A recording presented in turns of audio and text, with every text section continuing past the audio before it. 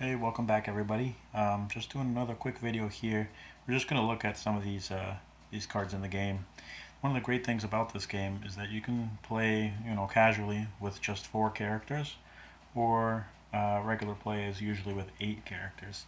So unlike other collectible card games that you need at least 40 to 60 or more cards in your deck, you can play with a small amount of cards, which means the variety and options that you have are almost endless. So we're just going to run through a few of the cards that I found kind of interesting.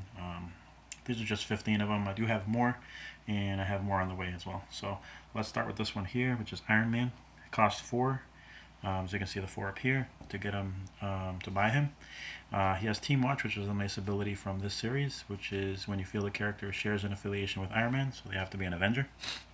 Iron Man gets +1 attack until end of turn, and you can see down here that his highest level is a 6/4, which is pretty good. So I like using him. Bishop actually wasn't. I don't really actually know who that guy is. I'll probably have to look at that a little bit more. It looks like he's an X-Men from the little symbol there, and his thing is he costs 5 and it requires 1 shield. It says Bishop cannot be damaged by lightning characters. And actually, I was playing yesterday and I noticed that Hulk and a lot of these other guys require that, including Iron Man that I just showed you. So it's pretty cool if you're playing with somebody who has a lot of those characters. They cannot damage him, which is awesome. And his highest is 5/6, but it does cost 2 to field him. Professor Zoom was a nice one. I did get a couple packs of the Spider-Man series there. I think I want to get some more at some point. He has one new feature which is called Fast. Character dice with Fast deals combat damage before non-fast characters. So it's kind of like First Strike in Magic the Gathering. While Professor Zoom is active, all opposing character dice lose Fast and can't gain Fast. So obviously if you roll a really strong version of him, 5/5, he's going to take people out without them taking him out, which is really cool. And it's very thematic. It's another reason why I really like this game, is it does really keep the theme per character as well. So this one here is pretty cool, Ant-Man. And he only costs 3 to put out, which is pretty cool. When fielded, you may pay 1 life to spin Ant-Man up 1 level, which is pretty cool.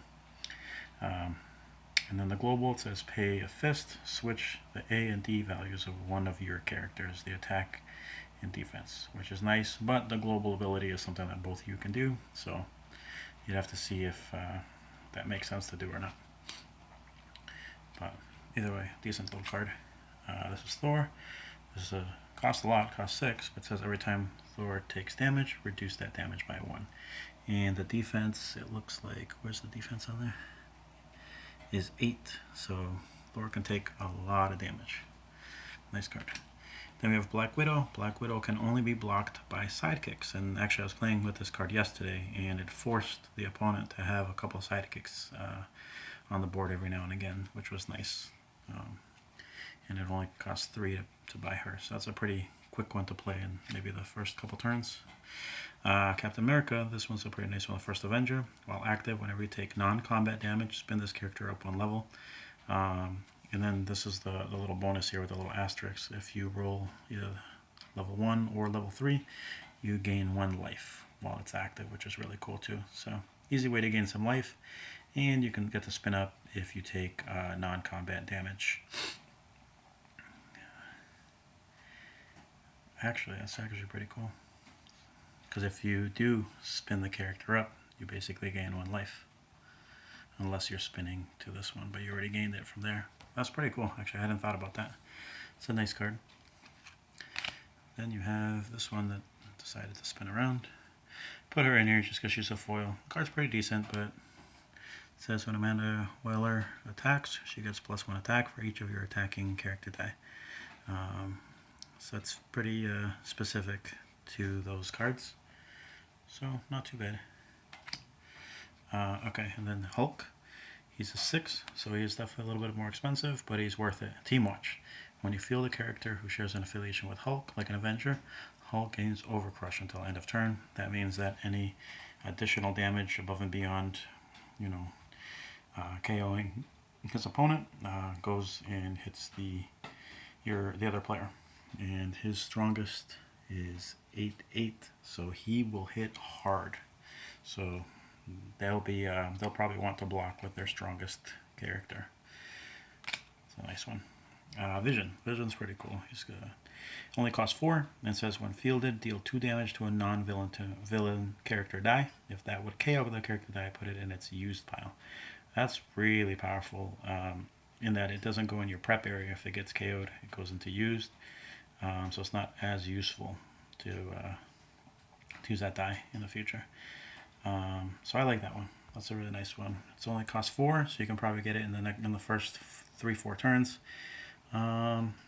Doesn't do a ton of damage, 4-5, but when fielded, that 2 damage can help weaken a character, and then you can attack and then knock them out too. So a few options there. Plays pretty quick. This one is Toad, which is while Toad is active, when your opponent commits a character to attack, choose one opposing character who must also attack. If Toad blocks that character, cut its attack value in half and you round down. Pretty interesting, for sure. Very interesting, actually. Sabertooth, I like this one too. At the beginning of your turn, spin each of your Sabertooth dice up 1 level. So that's a really nice one. Obviously, you want to have more than one in your pile there. Then we have Iceman. This one's a little silly, but situationally it could be pretty good. It says if Iceman takes damage on an opponent's turn, both players take 1 damage. So it's kind of iffy, but you know, if you just use them to attack every single turn, then you won't have to worry about taking that 1 damage. So not too bad, but not amazing, but not too bad. Agent Venom's pretty cool. When Agent Venom takes damage but is not KO'd, you may field a sidekick from your used pile or prep area. That's really cool. Anytime you can grab a dice from another area and basically put it into play or put it into play very soon, that gives you a big bonus right there for your next turn. So that's really nice. The global though says pay 1, target character gets +1 defense. So obviously if you attack somebody, that's when you can give yourself 1 defense. So that's kind of nice. And then obviously the other player can use that too. But he costs 6, so I'm sure there's another Venom that might be a little bit better than that one or cost a little bit less. But not a bad card. This one is Ultron. When fielded, capture a target non-villain character die, return it at end of turn. That can be very, very annoying. I mean, if you look down here, he's a 7/7, so he's very powerful. But he's also going to capture a die. So if you only had 1 die on the board, that could be an easy smack in the face. So that was just a quick look at some of them, some of the cards here.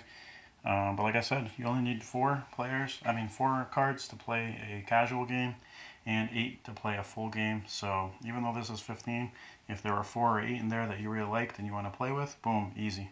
You can always add more packs, like I mentioned in the other video, with booster packs, which are only $1, and you get 2 cards with the die to match, or you can get sets, which will give you, I believe, 8. Somewhere around 8 characters, 3 versions of each with 2 die, which is really nice as well. So that's basically it. When I get more cards, when I get some newer ones, some other varieties, I'm going to make sure to post another video so you can see some of the other cards from some of the other sets. Thanks for watching.